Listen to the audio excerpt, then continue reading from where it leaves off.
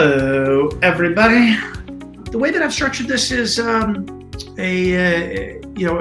bit of a fire hose up front with question and answer for the last bit of this.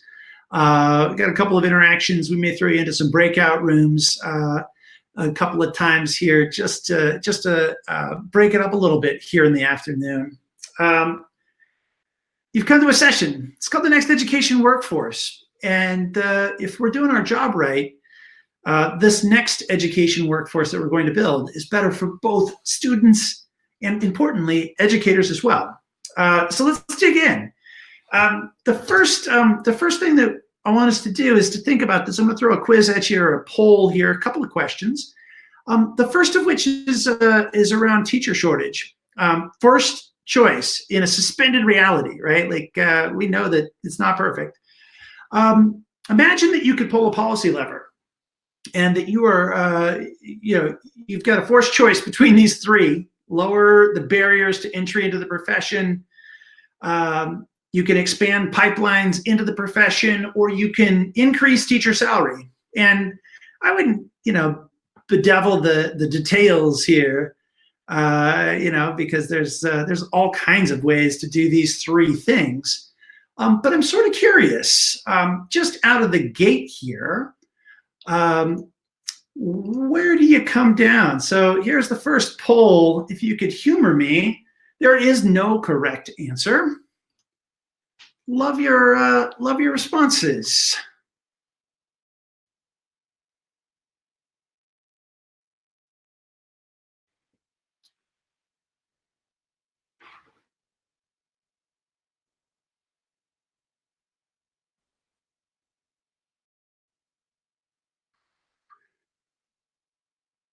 Again, a terrible set of forced choices.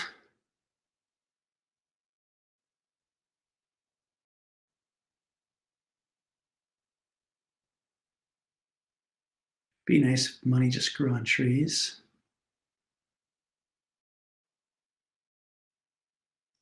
All right, take another second to finish up. That's most of us, almost. All right. All right, this is fun. We're seeing, the idea of lowering the barriers to entry is not super popular among this group. Maybe that makes sense, right? You'll see from my background here in a second that I think I probably fall into all three of these categories personally as ways that I have participated in this fine work of being an educator and entered the profession in different ways, but also formal and informal ways. We're pretty evenly split right here on expanding the idea of new pipelines into the profession, which don't have to be something just like Troops to Teachers or a Teach for America or something like that, but it could be residency programs, like really thinking differently about creating all sorts of different pathways into the profession, as well as, ideally, increasing teacher salaries. I think this is something that all of us would love to do if we could make it happen. Here's another question. Next one. It's about the first day of school. I got two kids. They're 6 and 8. I think we've had about 17 first days of school so far this year. And interestingly, I've confronted this question often. It goes something like this. So it's the day before you learn, pretend if you don't have kids of your own or you don't have a third grader, pretend that you do. It's the day before you learn who your child's third grade teacher is going to be. Which statement best describes your feelings in the moment? You're feeling pretty lucky. Yep, all the third grade teachers are great. Maybe you're praying hard. Please let my child get this teacher, or at the very least, please not this person. Or potentially you're feeling cautiously optimistic, like you know how to play the game. I volunteered, bought miles of wrapping paper and, been at the fun run. all with the hopes of that the wind will forever be at my back and the odds forever in my favor when it comes time to place my own kids. I understand the privilege that comes with what I'm saying. I understand that. Your responses are not terribly different from when I ask this question of any group. It is about 70% praying hard.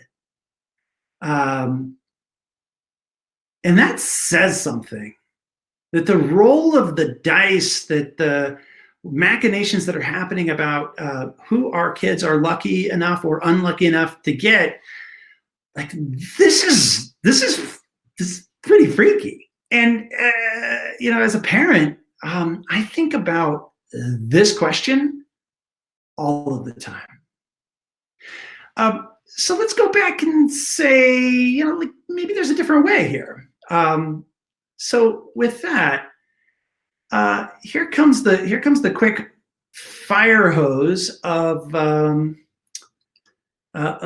information orientation that's going to tee us up for some small group conversations and some Q&A. So I think that it's always helpful to ground presentations like these, especially these, in okay, like, who's this guy, and like why A, should I trust him, and B, what's influencing his thinking.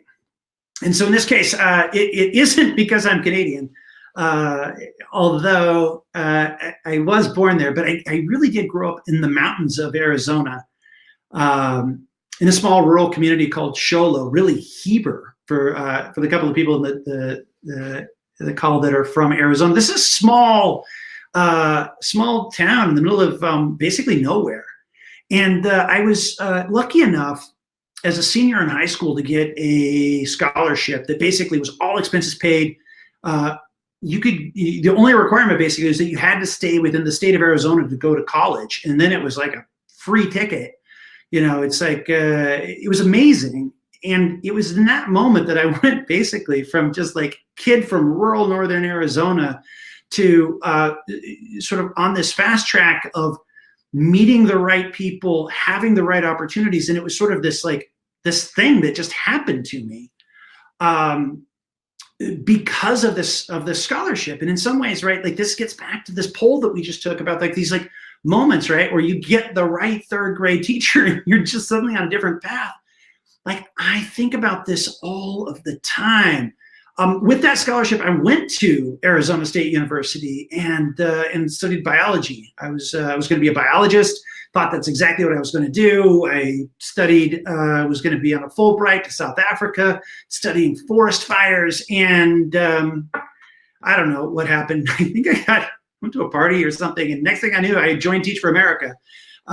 They were gracious enough to take me. I went to South Louisiana, right in the corner or in the middle of the boot there, see where it goes in a small community, a rural community called Franklin, Louisiana, where I stayed for 4 years in my original placement site as a Teach for America teacher. And while I was there, I did a lot of work with the New Teacher Project, TNTP. As it's now become known, I became a nationally board certified secondary biology teacher, but taught biology, chemistry, physics, physical science, ACT, tennis, like academic decathlon, like whatever they needed me to teach, that's what I was teaching. I had 3 or 4 science preps a day. And then after that, I moved to the Rio Grande Valley in South Texas, where I helped start the first high school of what's now become a massive set of schools called Idea Public Schools. And while there, I was like, oh my gosh, I don't know what to do. Do I want to be teaching forever? I applied for one doctoral program at Harvard. I got in after being at Idea for a few years, and went to Harvard and studied the KIPP charter school network, and specifically student nutrition from these high-performing KIPP schools. While I was there, I was writing this dissertation. I was doing all this work. I thought I was going to be a faculty in a college of education, and I got a call that said, Brent, like, do you want to come and help start a brand new college of education? I said, oh my God, this is like my 20-year plan. it kind of accelerated it overnight. And so with some colleagues, helped to build something called the Relay Graduate School of Education, which at the time was like 30 people in this weird room at Hunter College in New York, which has grown on to become a massive teacher training and leader training institution across about 15 states at this point. Was there, somehow in the middle of all that, got married. There are my 2 kids, Scott and Alice. They're 6 and 8. And I think about them all the time in this work that I'm doing. So I'm spending time on training and preparing teachers. I started another thing called Teacher Squared, which was bringing together other teacher prep programs. So I was spending my whole life in reality. It was like a dream job, quite frankly. I got to build it, and anything that was bad about it was like my own fault. And we were all about preparing rookie teachers. And then about 3 years ago, I left my dream job and went to Arizona State University. And that brings us here. So wait. Why would I leave my dream job to go back to my alma mater, Arizona State University? And friends, truth be told, it was because after 20 plus years in teacher training, preparation, certification, building what I think continues to be among the very best teacher training programs in the country at Relay, I could not shake the fact that people were still peeling out of the profession. And it felt like I couldn't turn the screws any tighter on teacher training.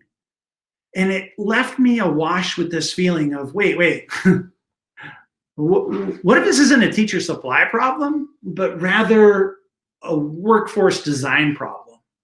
What if we've actually conceived of a job that maybe at some point in time was just right, and certainly is accomplished by heroic and sheroic teachers day in and day out, but holy cow, it's really hard. So as we wring our hands and worry about a teacher shortage, especially in this moment of a pandemic, and what will next year look like, maybe we have an opportunity to do something different. And maybe it's not about changing all the teacher supply pieces, which are important and we should probably continue to attend to them. But I think we probably need to focus a little bit also on the design of the workforce. And so that's where we are today. If I had to rewrite the second question the first question on teacher shortage, I would add this fourth option about redesigning the workforce. And I, in a forced choice, I think I would pick not trying to kind of tinker at the existing system, but to really try to do something new and something different. So let's ground this in the reality of today. Anyone that's looked at student achievement results over the course of the last, 30 years, these are NAEP results. The thing that should be shockingly true about your observations here is that these lines look pretty flat. And in some cases, the scores in 19 are lower than they were in previous years. There are victories and challenges as you disaggregate and dig into these data, but like the headline is they're pretty flat. So if we've got stagnating student achievement, we've got changing demographics, right? The pie graph on the left is in 2016, percentage of school-age students by race, with students of color and white students as two broad categories. We see in the graph at the right that our teaching force doesn't look much like our student force, although, as Richard Ingersoll and others would point out, we've made, I think, tremendous strides at diversifying our educator workforce, and holy smokes, we still have a ton of work to do on this front. So this is in the back of my mind. We also think about the job itself. Again, I'm a nationally board certified teacher. Like, I love the work. I love being a teacher, and it is so freaking hard. And I know that we've got teachers on the call here, and I think they'd say the same. Like, I love it. It was like essentially my life's calling. I went in for 2 years, and I was like, nope, this is great. And it's still the hardest thing that I've ever done by like huge, huge measures. Why is it so hard? In part because these are the in-task standards, right? There's 10 standards. They're broken into about 173 competencies, which are in Arizona code, right? Requirements to be a certified teacher in Arizona is like, you need to demonstrate competency in 173 of these things. Like, that's bananas. We essentially expect every educator to be all things to all people at all times. And this doesn't have anything to do with being like, say, an epidemiologist this year or a sanitation engineer, right? Like, holy cow, like, it's an untenable job. The list of things that we ask of people only gets longer. This is the result from the PDK survey 2 years ago. First time in the history of this survey where a majority of parents would not like one of their children to take up teaching in the public schools as a career. This is the first time this happened. So, like, if we thought that there's a changing tide around, respect of teachers in the population, we start to see it actually borne out in like a survey like this PDK survey with a longitude, dating back to the 1970s. So it's an unappealing job. And we see this reflected in our colleges of education. Yes, there is an increase in alternative certification programs. That's part of this.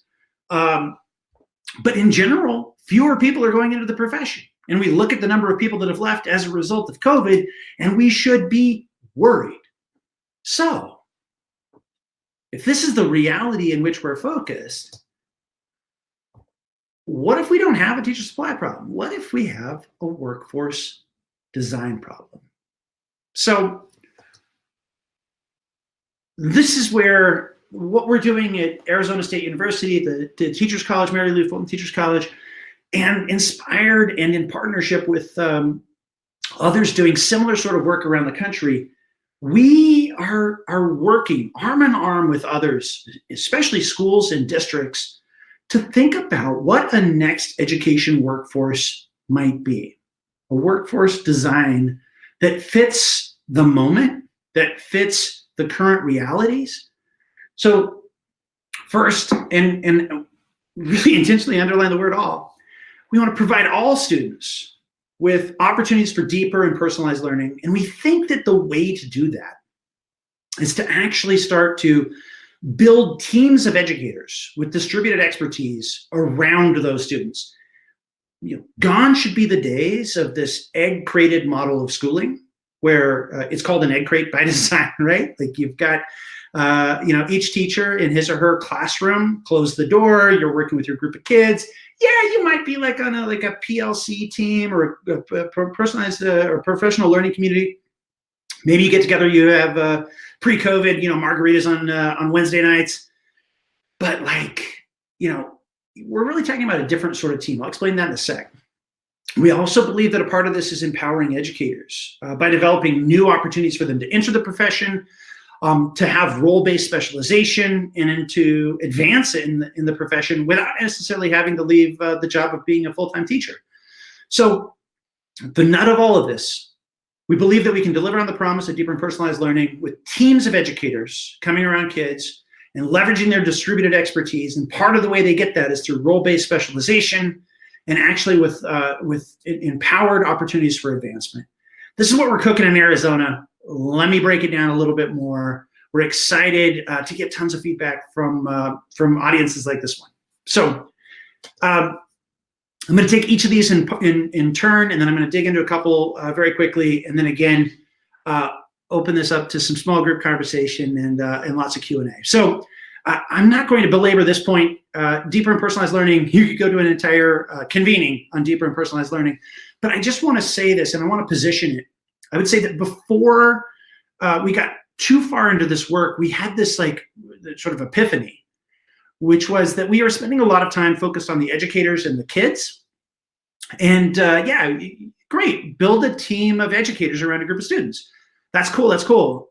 Except the problem was that unless you're also simultaneously, to Richard Elmore's point, attending to the full triad, right? In this case, the content, great, you have teams of educators coming around groups of students, but what are they doing? And if it's like, open up your books to page 56, you don't need a team of educators to pull that off. if we're serious about deeper and personalized learning, that's where all of a sudden having teams of educators makes a ton of sense. So this is a little bit of from too. I could have picked some like crazy historic black and white image of like all the kids, you know, like sitting at the desk. But this is like, this sort of looks like my classroom. Kids are a little younger, but like a little whiter. But generally, this is what a lot of school looks like still. The pictures on the right are one of the schools that we're lucky enough to partner with in Phoenix. That are really thinking differently about the way that we're bringing kids together, the way that they're driving their learning, and the way that the educators and the larger community are part of a team that are working to deliver on this promise of deeper and personalized learning for all. So the other thing, just to shout out here, KnowledgeWorks, our friends there are in partnership with us because they have a huge focus and commitment on this idea of deeper, personalized, competency-based learning. And the point of this is not to shout out that we've got like a friend, but rather that in the same way that we're talking about educators coming together around a group of students to deliver on a promise, we know that individually, even as an institution as the size of ASU, a massive institution with like 130,000 students, of whom, you know, a few thousand each year are becoming teachers. We can't pull this off by ourselves. Like, we need to leverage the distributed expertise of those in the larger network and community. And in part, like, that's part of the reason I do these things, because hopefully there's someone in the audience who's like, oh, we want to be part of this. You should, I can't see the chat right now. So if anyone's chatting me to be like, I'm in, Brent, hold that, because I'll get there momentarily.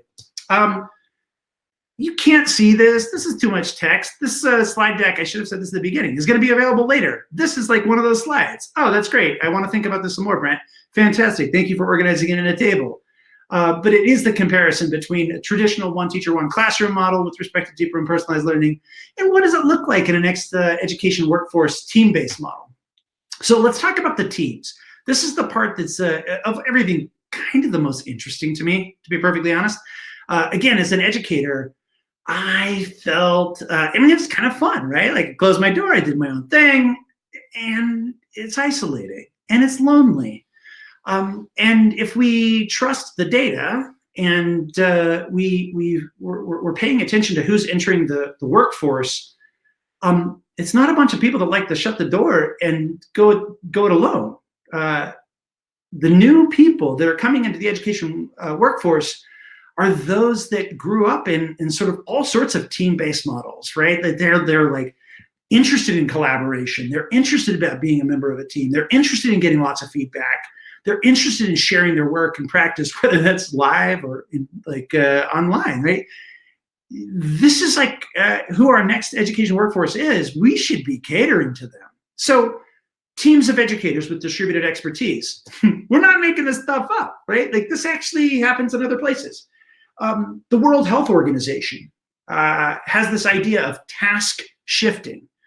And this grew out actually of the HIV/AIDS epidemic, sub-Saharan Africa. If I'm reading my history right, someone can correct me, but I think that this is about where this started, which is like, oh my gosh, in order to actually meet the needs, the medical needs of all of these people that have been infected with HIV, if you were relying only on doctors to meet those needs, there's no way that you would have been able to deliver on that promise of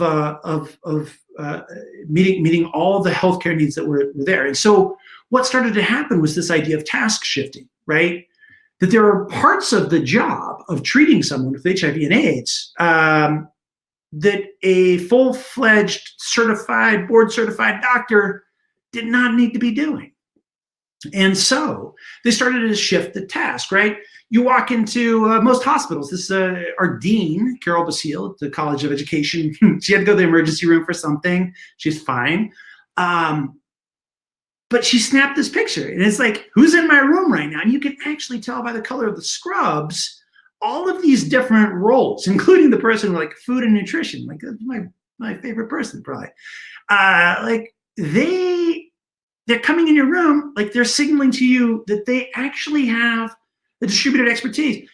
I think about my own role in my organization. Like there's stuff that I just don't know how to do by design, right? And there is in any profession, really, we don't ask one person to be all things to all people at all times. It's like sort of crazy making. So why do we do this so much in education? Oh, Brent, there's like reading specialists. Yes, there's reading specialists. Yes, there's math specialists. But really, examine the role of a teacher, and you see that basically they have to do everything, more or less.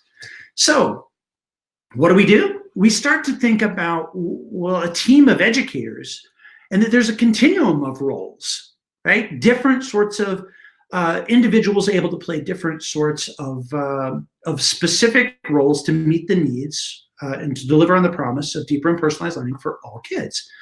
And so we think about there being, community educators, people from the community. Now, these could be people that look a lot like traditional paraprofessionals right now, but they could also be engineers at Dell, who, right, like they're not going to quit their day job and become a teacher, most of them.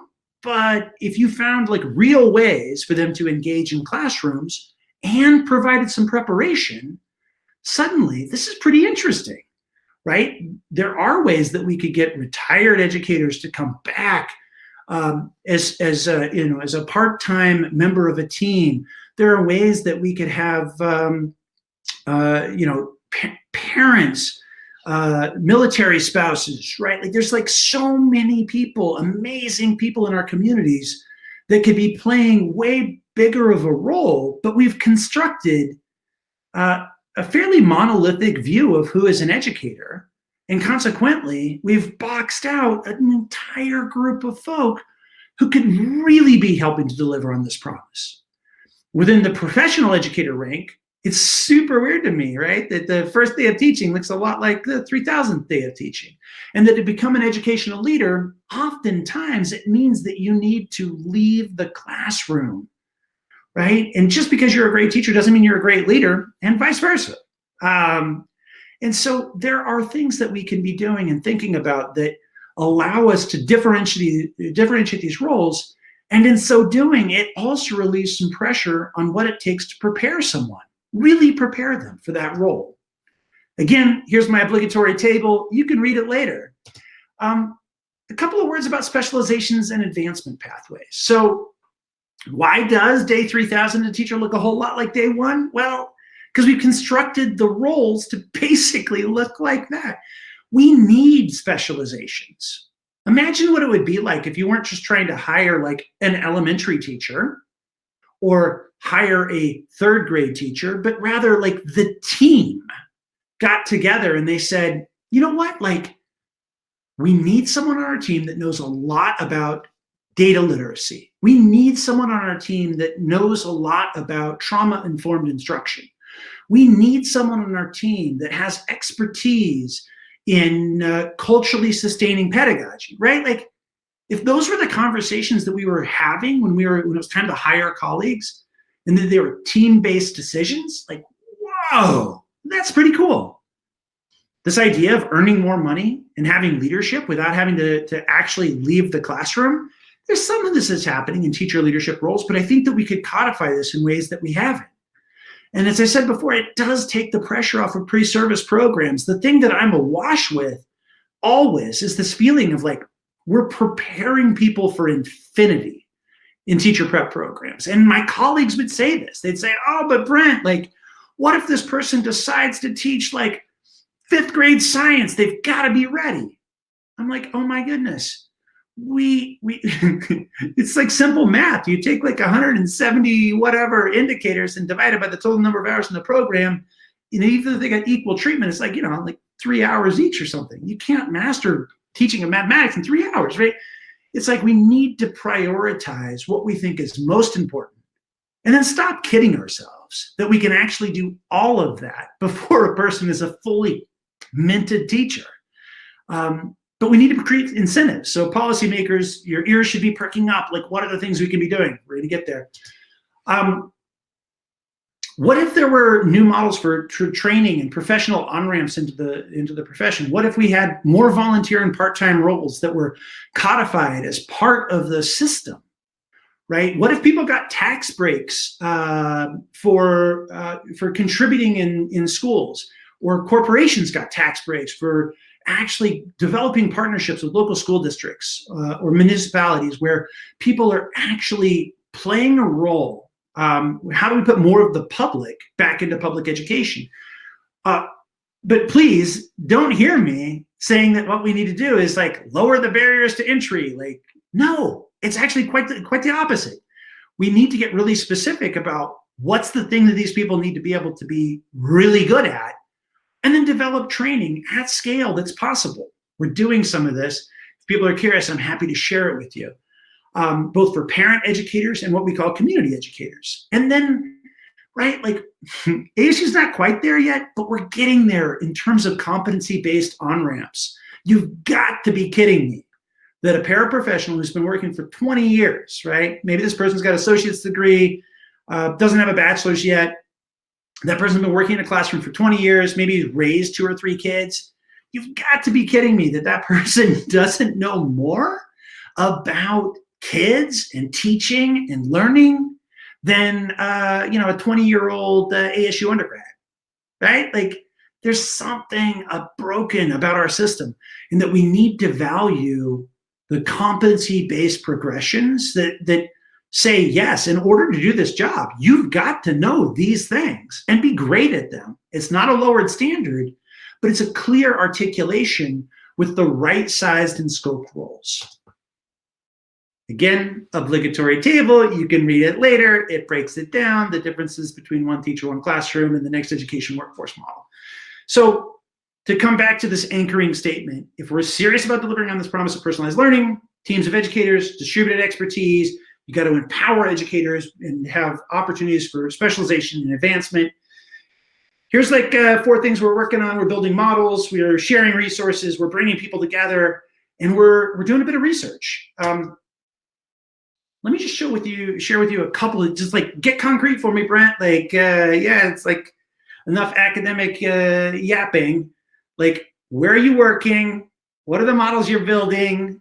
We're working in a bunch of schools in the Phoenix metro area right now, hopefully expanding our work into California, into Texas. We're partnering with some national organizations and a whole heap of local organizations. But what does it look like? So let's take our teacher prep program, for example. We've got a full senior year residency program. Arguably, one of the best ways to enter the profession. People that go through deep residency programs stay in the profession longer. They're less likely to turn over. They report being more satisfied. They seem to be more effective, right? Yeah, they're super expensive for people keeping track. We already had one of these. It was a full senior year. So what happens here? You got your typical model for a senior year residency. This is what we might do. You've got, like, in the state of Arizona, we've got communities where 1/4 of the classrooms are staffed by long-term subs. Don't pay attention to the blue box. It's a bunch of long-term subs. We got 3 teachers. We got 3 teacher candidates. They each have 20 kids. Put your candidates there. This seems like a pretty straightforward goodness. Like, it's not bad, right? It's a full year residency training program. But could we do this differently? How might we design it differently? This is what we started doing. You take that place where we had that long-term sub, that classroom, think of that now as one big learning space where we have a lead teacher and 3 teacher candidates. I don't know what the 60's coming from. Apologies there. You've got like 100 kids in this space. 50 of them are with the lead teacher and these 3 teacher candidates from ASU. 25 and 25 are just kind of doing the same thing that they've always been doing. But here's where it gets really interesting. Instead of the money that was being spent on those long-term subs, you got a $7K bonus for the teacher. You start to pay each one of these teacher candidates $12,000. It's basically cost neutral to slightly cost positive to the district. And all of a sudden, none of those kids in that classroom right here have a long-term sub. They have a professional teacher. you have 3 teacher candidates. Now, there's an actual better way to do this, and we're building models that get us there, where you actually have 3 experienced teachers. We're going to make one of them a lead teacher, pay that person a little bit more.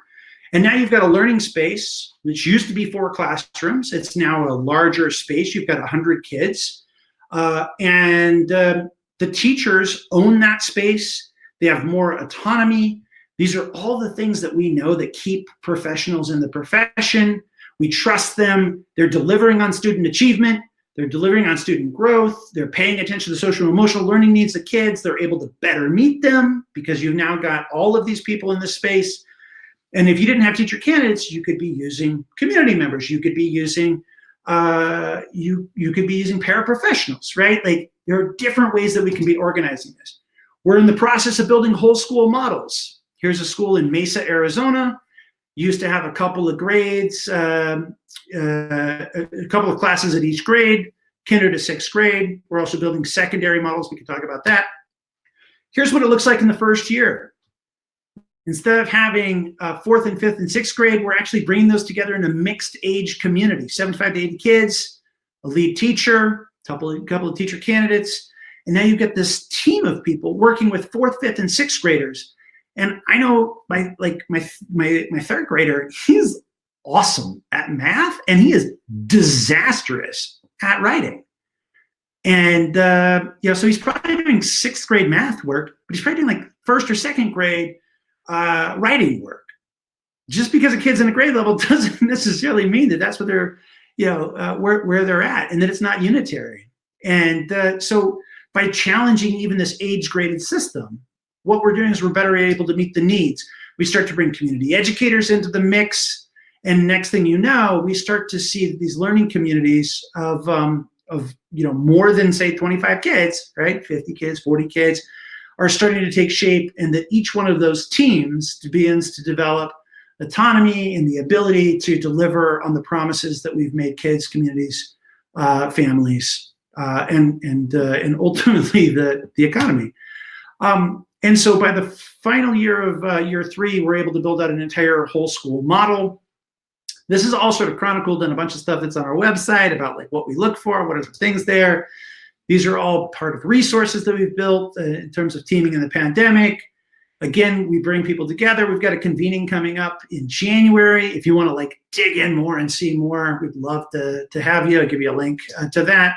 We're doing a bunch of research. And the outcomes that we're really focused on are, first of all, these models and the transformation that's entailed in doing that, and what's essential when we go to build these models, and like what's sort of nice to have, what really matters. And then we're really concerned about a twinning set of outcomes for both kids and educators. And we feel like one of the things that's really important about this is that it's not just about kid learning. Super important. I got kids, I'm a teacher, like I get it. But also, if we get this right, we should be worried about the efficacy of our educators, the diversity of the education workforce, and whether or not these people are happy, right? And that they stick around. The cost to replace a teacher, Linda Darling-Hammond estimates is about $20,000, right? Like, we talk about all of the drains on the finances of the system. And like, one thing that we can do is keep better teachers around. And we've got to be thinking about the sort of work that we have designed for them. I promised some policy hurdles. Here's a few things that come right quickly to mind.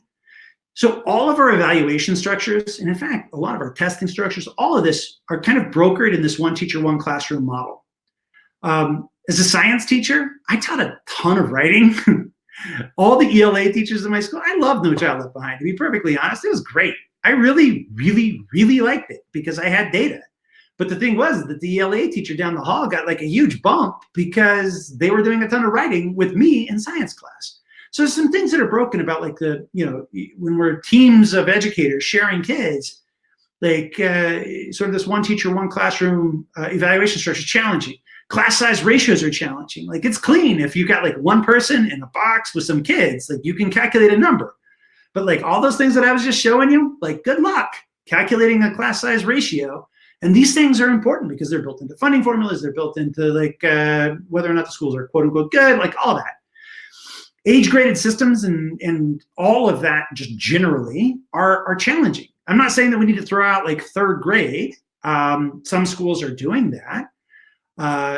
However, I do believe that there are lots of things that are just kind of cooked into it to be like, oh, this happens in third grade. And as a result, we impose a lot of constraints on ourselves and our systems. When I look in my own state of Arizona at the requirements for certification, it is a laundry list of, and quite frankly, like deprioritized, almost decontextualized, requirements of what it takes to be a teacher. To be perfectly honest, again, as a parent of 2 kids, there's not a lot on the list that I'd be like, yep, you should get rid of that. What I want to know is that the team of teachers can cover all of the things that are on that list, but to ask one person to do it by themselves, and that's like the stuff that's on the list, then there's a whole bunch of stuff that's like not on the list. Holy smokes, it's really hard. And then last, anyone that's a fan of competency-based instruction, realize that, seek time-based Carnegie units for both kids and our educators in their professional learning. Like this was sort of one size fits all, like you go as long as the clock tells you to go. Like that's pretty broken. And it's probably time to revisit that in a really serious way. There's other stuff around benefits and incentive structures that can happen at the district or the state level, even the Fed level. We could get into any of that. And then my last offering is, if you're still hungry, we've got a website. We've got a convening coming up in January. I'd love to have you. If any of this is singing to you, you're like, oh my gosh, I want in. We'd love to have you. And then and we've just started a podcast where we're interviewing national experts about like this idea of a next education workforce. I literally cannot see anyone. I can't see the chat. I'm going to stop screen sharing. I promise to make this available. We've got like 16 and a half minutes. I want to do this just in the spirit of some conversation. I'm going to throw us randomly into about 4 groups, and I want the prompt to be, do you buy it? Like, what do you like about what you just heard? And what are the immediate challenges, questions, wonders that you've got? Go throw you in the room for about 4, 5, 6 minutes. Talk amongst yourselves, and then we'll come back for some whole group Q&A, and I promise that we will end on time. So with that, again, your prompt is, let's see here. Your prompt is, oops. People are auto-assigning and moving around. 1 second, please hold.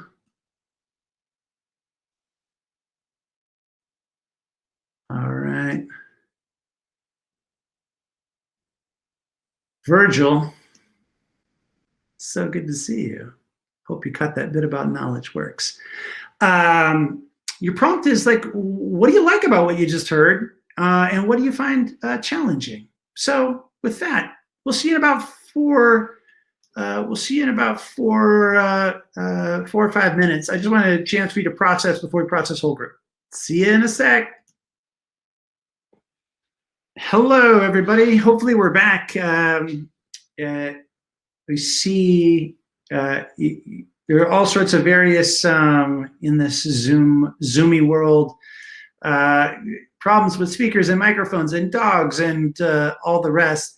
But if people have questions, feel free to throw them into the room chat here. Siliana, from Arizona State Senate. So good to see you, or read your chats.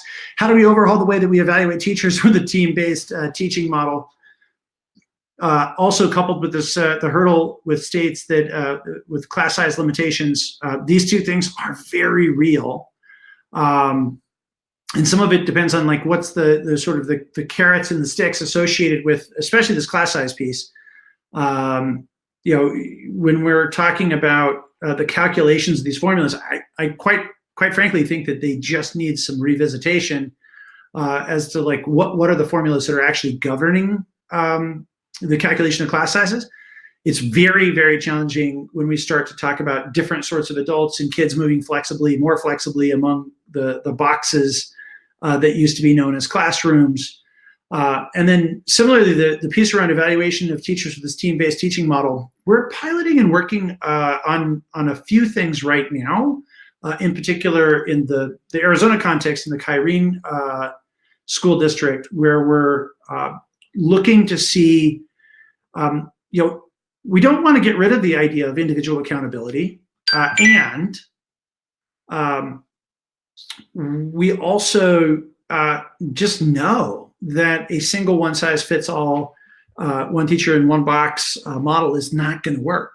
And so some of the things that we're trying right now are the idea of these learning environment surveys, so that it's more focused on what's the learning environment, what are we seeing and learning from student surveys as part of this, but it's kind of aggregating at the team level as opposed to the individual level, and that the individual level is being handled in this particular case with this lead teacher role. And I think this is a district by district, school by school decision as to what role do you want that lead teacher position to have with respect to evaluation. But in some ways, there are district level decisions that I think are helping with this as people are redesigning their compensation systems, as they're re-examining the sort of tenure promotion sorts of conversations. So thank you, very good questions. If anyone wants to pop on and say hello, otherwise we can use the chat here. I see also something from Virgil. Curious to hear more about how your partner schools are shifting the culture to honor the vision for teams. The biggest thing that we see happening there is that principal really matters. The school-based leadership is setting the tone for what this looks like. And what they're doing is that they're starting small. It's not like they're flipping an entire school overnight. In that slide where you saw essentially a progression over, set of slides where you saw a progression over 3 years, that principal really intentionally chose where to start this work. And what we're finding is that sort of grassroots teacher-led work is really powerful for shifting the culture. The other thing that we've started to see, which is anyone that's doing work with colleges of education, there's a really interesting interaction here between a forward-thinking college of education who's placing student teachers out into the workforce, and the ability to help to drive innovation and change. And I would argue that a college of education has responsibility, obligation, in partnership with districts, to try to push together toward different learning outcomes for kids and different outcomes for educators. So when we start placing our teacher candidates not as singletons in this weird cloning experiment that we call student teaching usually, right, where it's like one student teacher with one mentor teacher, but you start to place them on teams, and you start to see, even in the power of those 4 individuals working together, 3 rookies with an experienced teacher. One, there's a huge advantage because you don't need to find as many mentor teachers. So you can select more aggressively for quality and fit. And what starts to happen there is that the parents and the students themselves are starting to say things like, I feel like there's someone that I can go to. I feel like, yeah, and it might not be the professional teacher, it might be one of these student teachers, but like someone's got me. They understand me and they've got me. And I feel like I'm getting more personalized learning and attention in this model than I ever have before. Parents are clamoring for more of these models to be created. And this is the best data that we've got right now. You're like, Brent, like, what's the evidence? The evidence is coming, hopefully, And we've done a lot of conversations we've had a lot of conversations, focus groups with parents whose kids are in these models, families whose kids are in these models. And what they're saying is kids are developing self-direction and motivation in ways that they didn't in a more traditional system, that there is a connection between kid and adult in ways that there weren't in the previous systems, and that they are asking for more of these team-based models to grow within the schools in which they have been piloted, which we're taking as a really positive sign.